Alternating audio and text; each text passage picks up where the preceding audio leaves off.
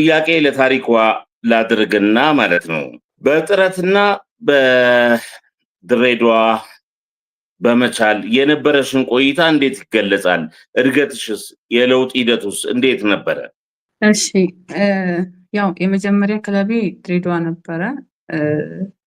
በጣም ጥሩ ቤት ነው። ያው ሰውም የድሬዳዋ ሕዝብ በጣም መልካም ሰው ነው እና ጥሩ ጊዜ ነው ያሳለፍኩት። በእግር ኳሱም እኔ ሲሄድ አሰልጣኝ መሰረት ማንን ነው ያገኘሁት። በተለይ ልጆች ላይ በጣም ትሰራለች እና በሰዓቱ ጥሩ ነገሮችን እንዳገኝ ትልቅ አስተዋጽኦ አድርጋልኛለች። ከዛ ግን ያው ድሬዳዋ 3 ዓመትን ካገለገልኩ በኋላ ወደ ጥረት ነው የሄድኩት። ጥረትም ትልቅ ተቋም ነው። እዛም በነበረኝ ጊዜ ጥሩ ጊዜያትን ያሳለፍኩት። ኦልሬዲ ግን እነዚህ አሁን ድሬዳዋም ጥረትም ሲሄድ ብዙ ውጤቶች አልነበሩም። ያ ነገር አንዳንዴ ይጎዳኝ ነበርና ውጤት ወዳለው ቲም ለመሄድ ብዙ ፍላጎቶች ነበሩኝና ያው ፍላጎት ብቻ ሳይሆን መስራት የሚጠበቅብኝ እንደነበረ ስለማስብ ጠንክሬ በመስራት ጠንካራ የተባለውን መቻልን ተቀላቅያለሁ። እዛም በነበርኩበት ጊዜ ያው ጥሩ የተባለው በሰዓቱ 2ኛ ደረጃን ይዘን እንድናጠናቅቅ አድርገናል። ጥሩ ዓመትን አሳለፍኩኝ። 2 ዓመታትን ከመቻል ጋር አሳለፍኩኝ። ከዛ በመቀጠል ደግሞ ወደ ባንክ ሄድኩኝ ማለት ነው እና በእያንዳንዱ ጉዞዎቼ ውስጥ ያው ቻሌንጆች አሉ። አንደኛ የውጤት ቻሌንጅ አለ እና ደግሞ ስኬታማ እግር ኳስ ተጫዋች ስትሆን ያው መስራትን ካሰብክ ስኬትንም አንድ ላይ አድርገህ ማሰብ አለብህ። እኔ በበኩሌ እንደዛ ነበር ሳስብ የነበረው። በእያንዳንዱ ጉዞዎቼ ግን በተለይ ባንክ መጥቼ ዋንጫ እስከማገኝበት ድረስ በእያንዳንዱ ጉዞዎቼ ቻሌንጆች ነበሩ። ግን እነዛን ቻሌንጆች ደግሞ በመስራት እና በመታገስ ነው ያሳለፍኩት። እግዚአብሔር ይመስገን ብዙ ዋንጫዎችን አግኝቻለሁ። ግን ደግሞ ከአንዳንድ የመጣ ነገርም አይደለም። በብዙ ቻሌንጆች ውስጥ አልፌ ነው የመጣው ማለት ነው።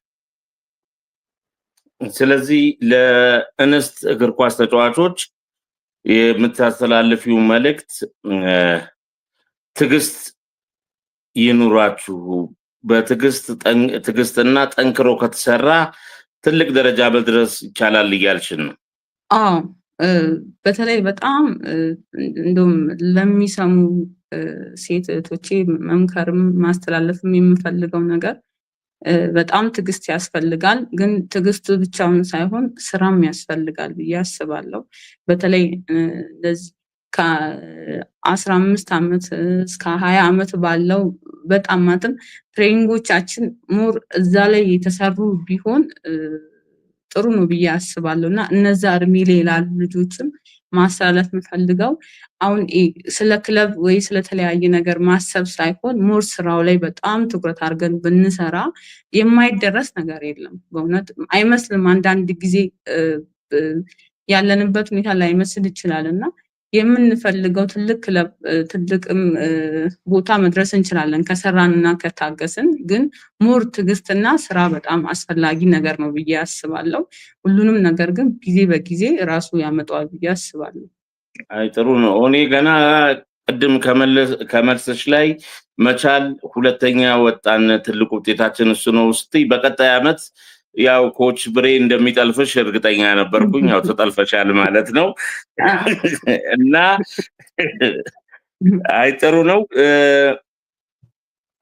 ብሬ ወደ አንተ ልምጣና እንዳልኩ ሲራክ ማሙ በኢትዮጵያ እግር ኳስ ላይ የማይደራደር በየትኛውም ቦታ ላይ የምታገኘው አስተያየቶችን፣ ምክሮችን፣ ተመክሮችን የሚያካፍለን የዘውትር ደንበኛችን ነው ወይም ተመልካቻችን ነው። ጠንካራና ደካማ ጎናችንን የሚመክረን በጣም የምናደንቀው አጋራችን ነው ብንል ይቀላል። የእሱ ጥያቄ ምንድነው? እንደምን አመሻችሁ አማንና ኮች ኤልያስ። ኤሉ ለእንግዶቻችን ሰላም በልልን። ያው ሰላምታውን አቅርብ ያለው እንደ ኤልያስ ሆኜ ማለት ነው። እስከዛሬ አሰልጣኝ ብርሃኑ እስከዛሬ በሰራው ስራ ትልቅ ክብር አለን። እናመሰግናለን። ለዛሬ ያለኝ ጥያቄ ለአሰልጣኝ ብርሃኑ ይሆናል። አንደኛ፣ በዚህ ሁሉ ጉዞ የወንዶች ክለብ ለማሰልጠን ሀሳብ የለህም ወይ? በቀጣይ ማለት ነው። ቀጣዩ ጥያቄ፣ ሌላ ክለብ ይዘህስ ከንግድ ባንክ ጋር ተፎካካሪ ክለብ የማዘጋጀት አቅምህን አስበኸው ታውቃለህ ይላል ብሬ። አመሰግናለሁ። እኔ ያው ጥሩ ጥያቄ ነው። በነገራችን ላይ ብዙ ጊዜ የሚጠይቁት ጥያቄ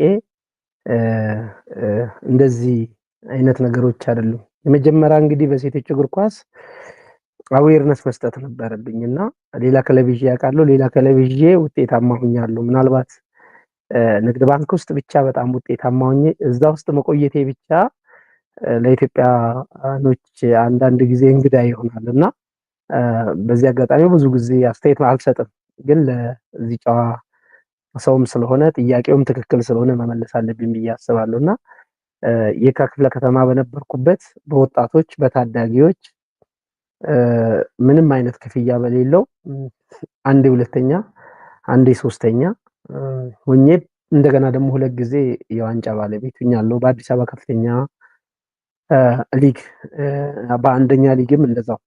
ከዛ በተረፈ ደግሞ ሴንትራል ጤና ኮሌጅ በያዝኩበት ጊዜ ሴንትራል ጤና ኮሌጅም 2 ጊዜም እንደዚህ ሁለተኛ፣ 1 ጊዜ ሶስተኛ እና 2 ጊዜ የዋንጫ ባለቤት ሆኛለሁ እና ይሄን እንዲያውቁልኝ። ሌላው ደግሞ በአዲስ አበባ ምርጥ ቡድን አዲስ አበባ ሀገር አቀፍ የሴቶች እግር ኳስ በነበረበት ጊዜ 92 ነበር የጀመረው። አዲስ አበባ አልተካፈለም፣ ድሬዳዋ ላይ ነበረ።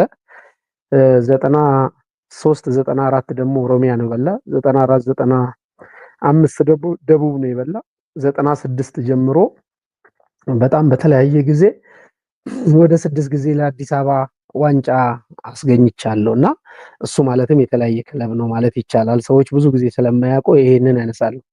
ሌላው እንግዲህ ወጣት ላይ ታዳጊ ላይ ሰርቻለሁ። እኔም ደግሞ እንደ ሰው ነኝ።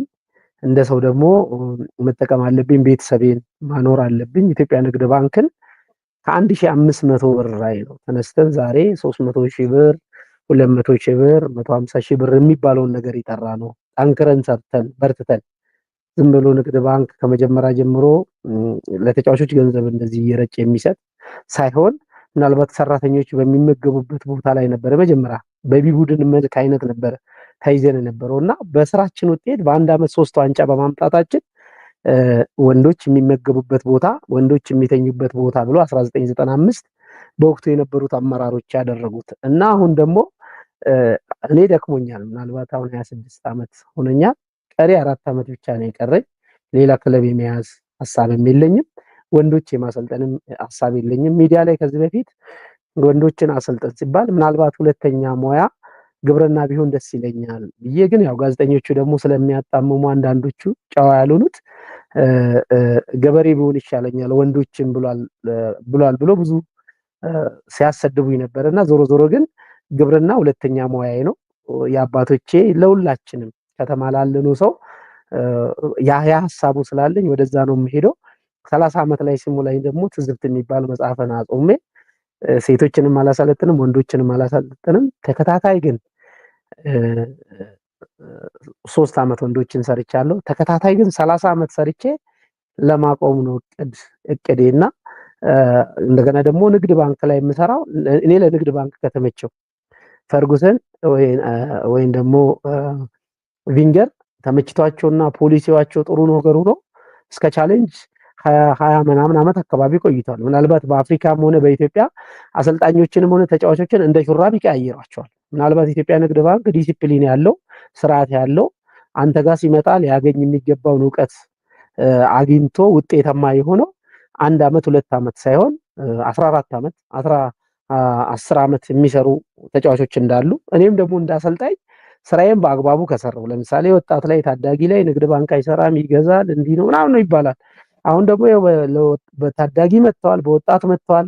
ሪያል ማድሪድም ታች ያሉት ብዙ ህፃናቶች ቢኖሩትም ግን ዛሬ ላይ መግዛቱን ወደኋላ አላቆምና ዛሬ ላይ ጥሩ ውጤት እየሰራው ጥሩ ዘመን ላይ ሆኜ እንደገና ሌላ ቻሌንጅ ፍለጋ ለምሮ የሚሄደው ያንን የመሄዱም ፍላጎቱም የለኝም። 4 ዓመት ንግድ ባንክ ከፈቀደልኝ ምናልባት 16 ዓመት ሰርች 14 ዓመት ሰርቻለሁ። 2 ዓመት አሁን አራዝም ያለውን 16 ዓመት ቀሪውን 2 ዓመት ካራዘመልኝ ስራዬ ጥሩ ሆኖ እዛው መጨረስና የንግድ ባንክ ማሊያ መልበስ ነው የምፈልገውና አባዜ የለብኝም። ከአንድ ክለብ ወደ አንድ ክለብ የመሄድ ያንን ነገር ነው ሰርቼ መሄድ የምፈልገውና ወንድሜ በጣም ጥሩ ጥያቄ ነው የጠየቀኝ። ጥያቄዎቹ ግን ለሌሎቹ መልስ እንዲውልና ብዙ ጊዜ እዛ መቀመጤን እንደ ነውር የሚያዩ እዛ መቀመጤን ደግሞ ውጤታማ ሆኜ ውጤታማ አይደለም ብሎ እንደሚያስቡ ክብር ትሪቡን በደላላ ሳይሆን ወይም ደግሞ በደጋፊ ሳይሆን ከዞን 4 ጀምሮ እስካሁን ባለውበት ደረጃ በቅብብሎችና ውጤታማ ራሴን አድርጌ እንደሰራው በቅርቡ እንኳን ማየት ይቻላል። አሁን 180 ታሪኳ ቀርቷቸዋል። 5 ሚሊዮን ብር ምናልባት ክብር ሻላሙዲን የሸለመን ሽልማት አለ። ለወንዶቹ ሲያልፍ ምልክት የሆነው እኛ ነን። የመጀመሪያ ለአፍሪካ ዋንጫ አልፈን ማለት ነው ከ12 ዓመት በፊት እንዲህ አይነት ታሪክ ያለኝ በተለይ ከዜሮ ጀምሬ እንዲህ አይነት ውጤታማ ሰውን የኔን ክለብ እንዲቀይር ብዙ ሰዎች ጉትገታ ያደርጋሉ። የተለያየ ነገር ጽፉ ማያለውና በምስራቅ አፍሪካም እንደሚታወቀው ከ5 ዓመት ውድድር ዘንድሮ ብቻ ነው ያልተሳካልን እንጂ ይሄ ሪያል ማድሪድም ሊያስመዘግበው ይችላል። ከፍተኛ ሜዳሊያ፣ ከፍተኛ ዶላር፣ ከፍተኛ ውጤታማ የሆንኩበት ስለሆነ ቀሪ ዘመኔን ንግድ ባንክ ማሳለፍ ነው የምፈልገው። አይ ጥሩ ነው።